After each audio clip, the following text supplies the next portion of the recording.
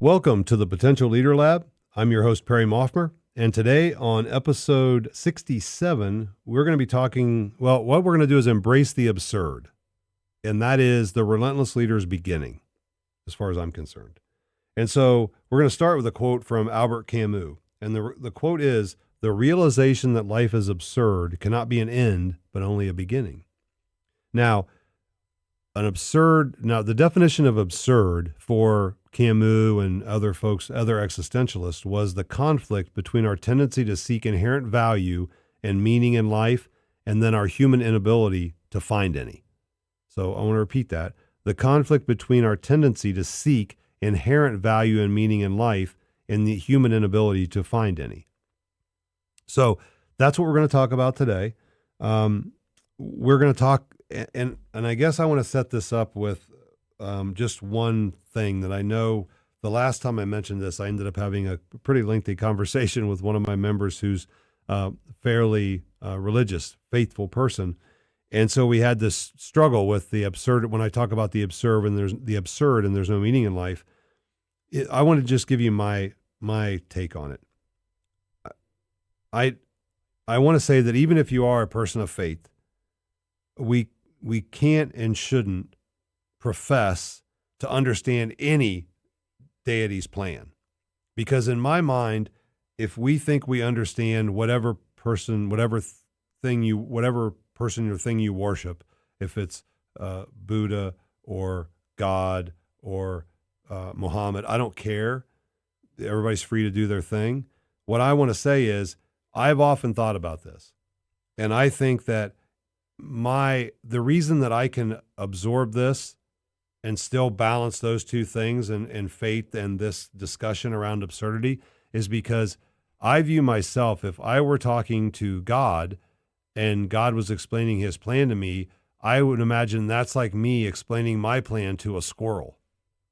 And that's how I envision it. So that's why I can balance both of those things in my head and they can coexist at the same time, because I'm not saying that some greater being doesn't have a plan. I'm saying my capacity to understand that greater being's plan is much like me, a squirrel, understanding my plan for the day. So when I say absurd, I mean absurd, because I do believe, just like Camus did, that what we need to do is create our meaning as we go.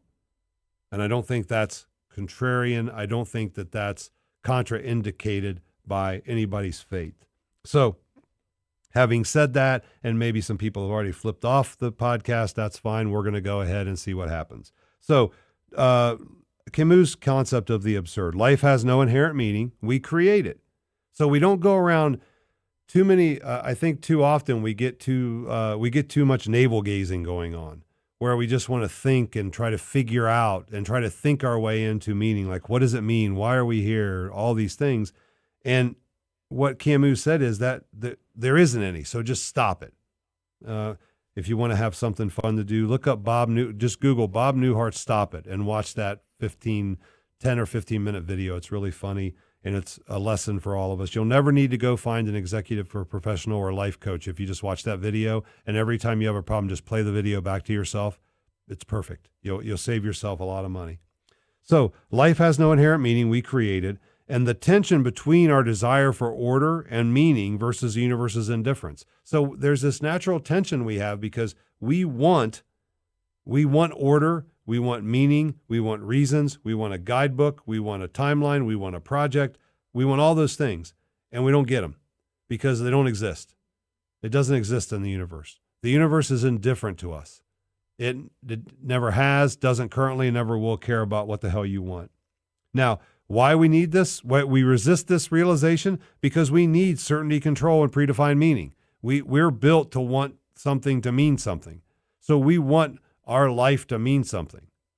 We want it to be preordained, predestined to mean something. We're very uneasy with the fact that we might have to create that meaning as we go along. We want to know, with the capital K, we want to know what the meaning is of life. So the key shift here is accepting the absurdity as a foundation for our personal agency and self-authorship. Like, once we accept the absurdity of life, we have this wonderful power to create. We can self-author our own life, which is a wonderful thing. And it gives you an immense amount of power because we're always at the moment of choice. Now, how does this even tangentially connect to leadership? It's because the best leaders are those who create real impact. They embrace uncertainty rather than fight it. They're okay with it. Because guess what? Everything we're doing, we're making it up as we go along. That's the thing. None of that. We don't have a script for any of this. We're literally making it up. I forget who said it, but people who are willing to take up the mantle of leading are essentially people who are willing to jump off of a cliff and build your parachute on the way down. Because that's really what you're going to do.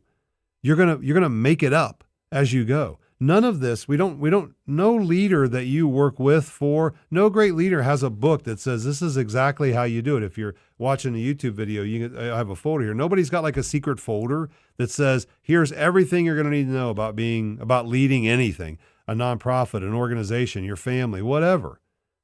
If you want to positively impact the future of other people, if you want to positively impact their emotional state and create a better world for them to live in, there is no plan.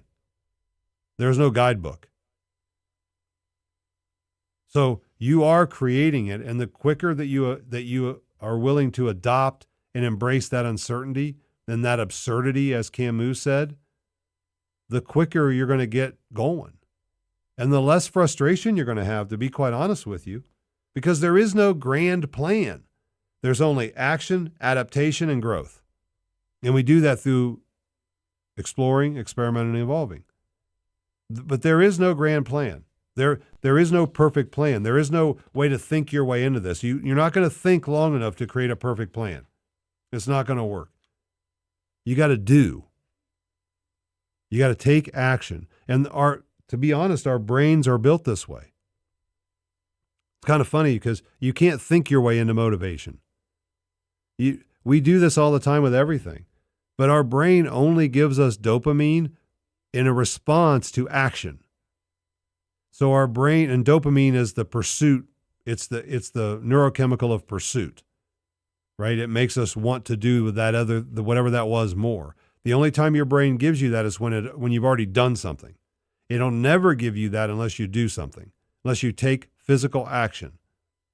So if you're going to get into shape, and so you go watch YouTube videos and buy new clothes and sign up for a gym membership and all those things, in theory that you're going to get motivated to do something, ain't going to work.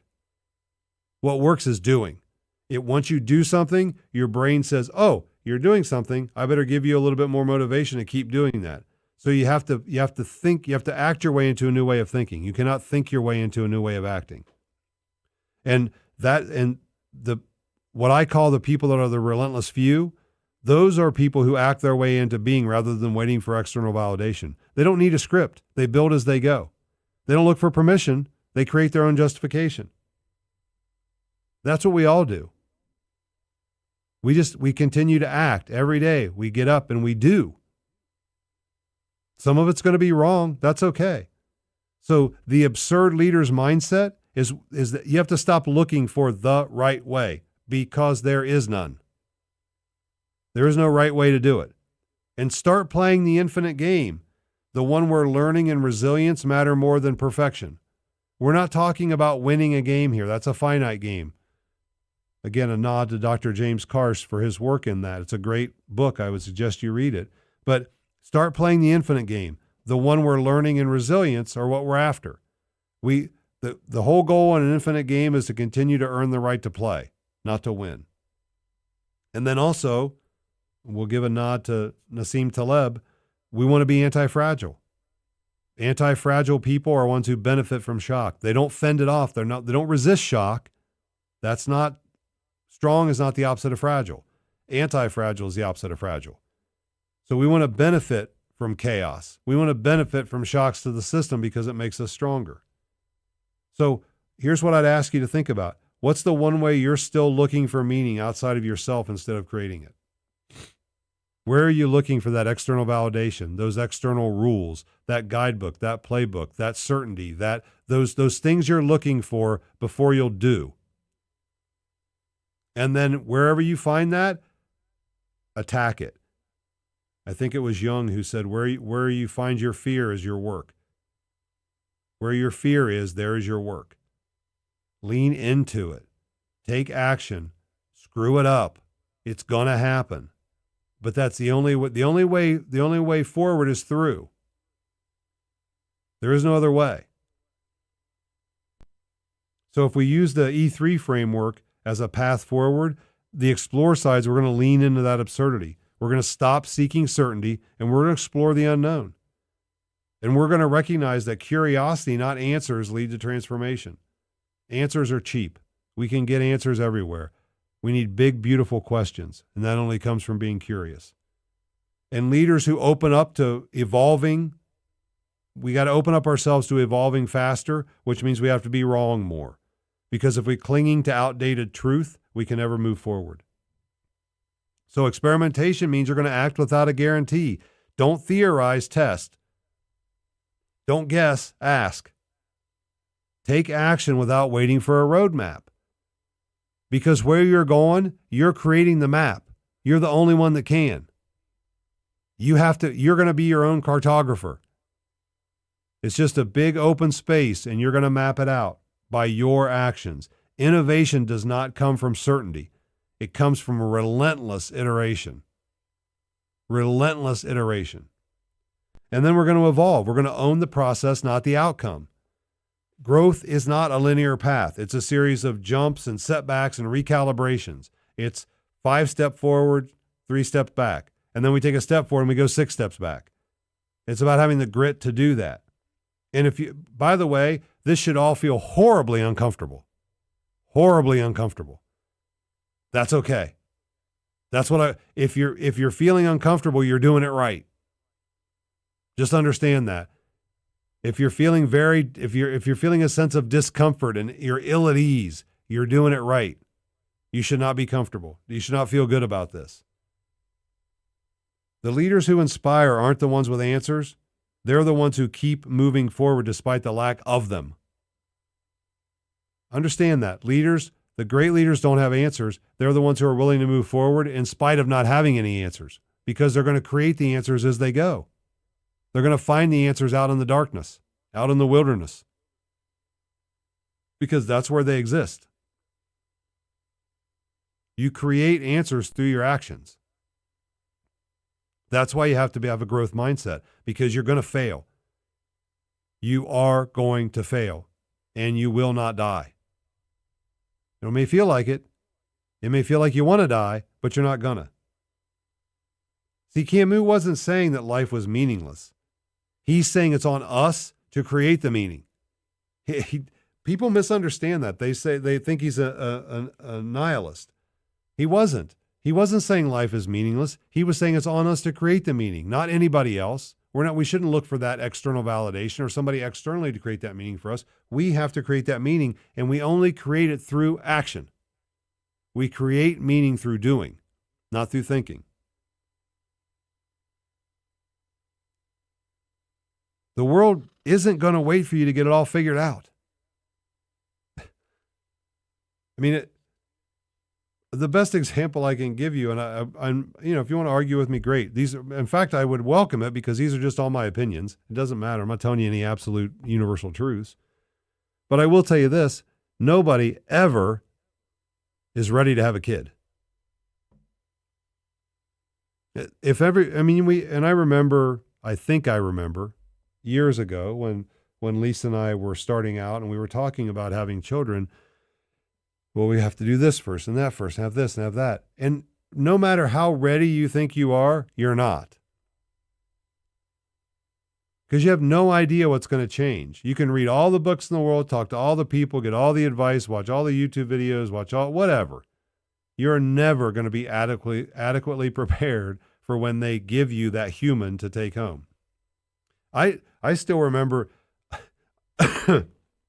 when Zane was born, our first child, we bought a car seat.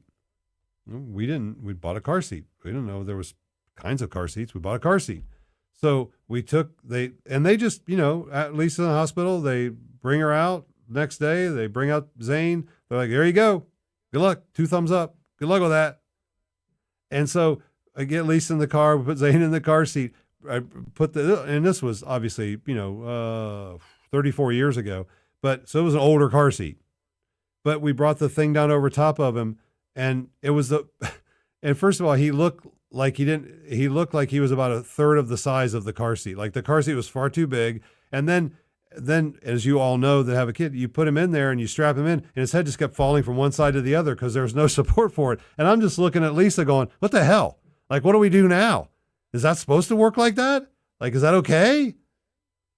So we got a couple towels and like propped it. We had no idea. For all I knew, that's the way it's supposed to work. He can't hold his head up. He's 2 days old. That's what I'm talking about. That's what happens. That's every day when you take the mantle of leadership. Every day you're doing that. You're asking yourself, is that the way that's supposed to work? Should I be doing something different? But the fact that you're willing to ask the questions is half the battle. The people that are relentless don't retreat in the face of the absurd. They embrace it, they work with it, and they create something new. They create meaning out of nothing. So here's what I ask you to do. Just take one step today. Stop waiting for the perfect moment. Choose something to do that scares the hell out of you and do it. And then, because that's a step in building your own meaning and not searching for it.